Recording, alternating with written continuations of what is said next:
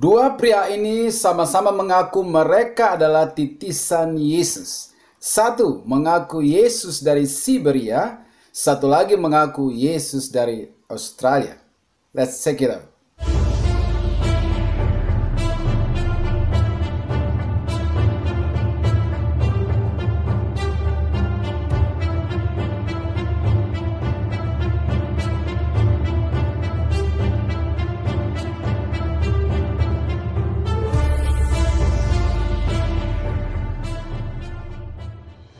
Sergei Torop yang ternyata adalah seorang mantan polisi lalu lintas berhasil membangun sebuah sekte atau aliran yang disebut Gereja Perjanjian Terakhir. Gereja ini dibangun di kaki gunung Siberia di tengah hutan Siberia yang terlihat teduh.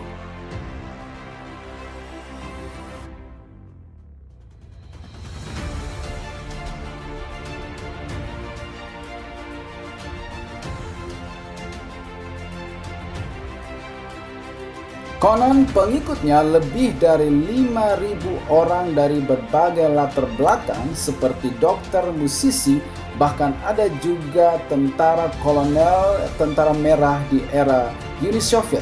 Bahkan mereka juga berasal dari berbagai negara seperti Kuba dan juga Jerman dan negara lainnya.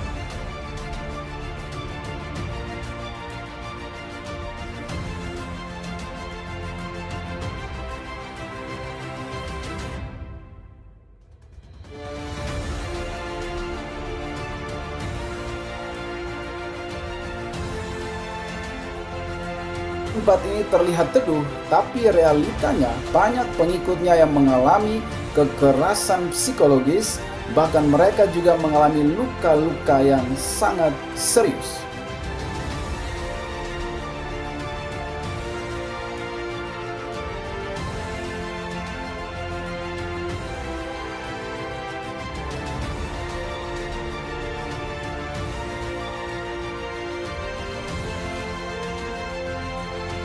Bahkan tidak sedikit dari mereka juga yang akhirnya bunuh diri karena begitu sulitnya tinggal di lokasi tersebut.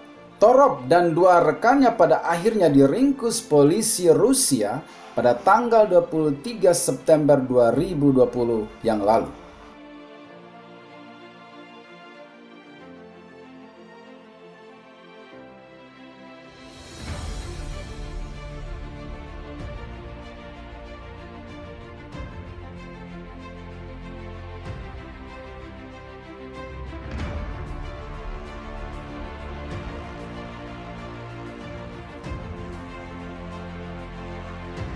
Yang kedua adalah Alan John Miller yang mengaku Yesus dari Australia.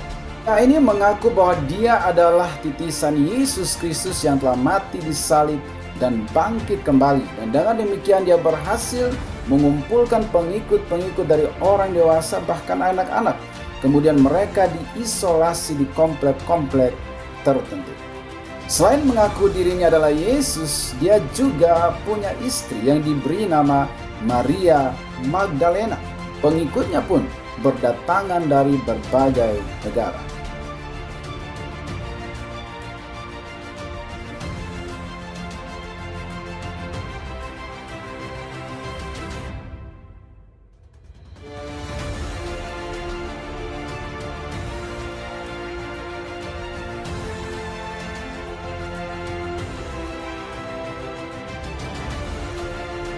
Pria ini menerapkan apa yang disebut dengan hipnoterapi, di mana para pengikutnya dibawa hanyut dalam emosi-emosi mereka sampai terjadi suatu getaran-getaran tertentu di dalam tubuh mereka. Dengan cara demikian ia berhasil menghipnotis para pengikutnya. Mereka semakin terpesona mengagumi dia dan rela melakukan apapun demi pria ini.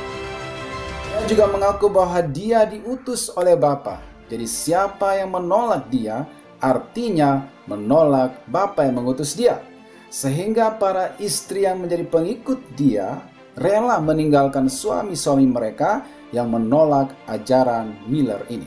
Miller pun mengisolasi para pengikutnya di suatu tempat yang sangat tertutup. Dan akhirnya mereka melakukan suatu tindakan yang tragis, yaitu bunuh diri massal. Saudara, apa kata Alkitab tentang hal-hal serupa ini? Ya, saya ingin bacakan firman Tuhan di dalam Matius 24 ayat 4-5.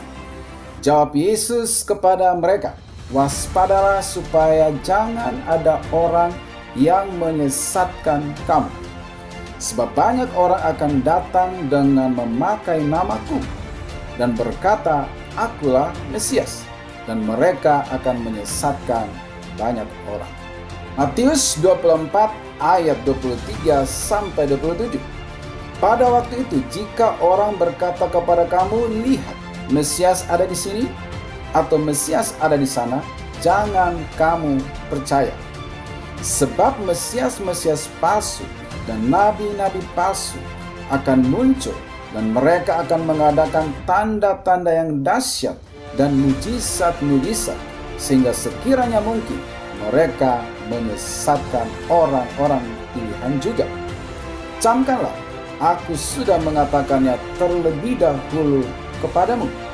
Jadi, apabila orang berkata kepadamu, 'Lihat, ia ada di padang gurun,' janganlah kamu pergi ke situ, atau 'Lihat, ia ada di dalam bilik,' janganlah kamu percaya.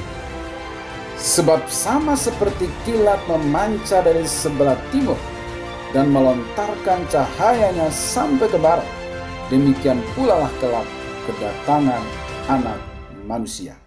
Kedatangan Yesus yang kedua kali tidak sama dengan kedatangan yang pertama sebagai seorang bayi yang lemah terbaring di dalam kandang domba.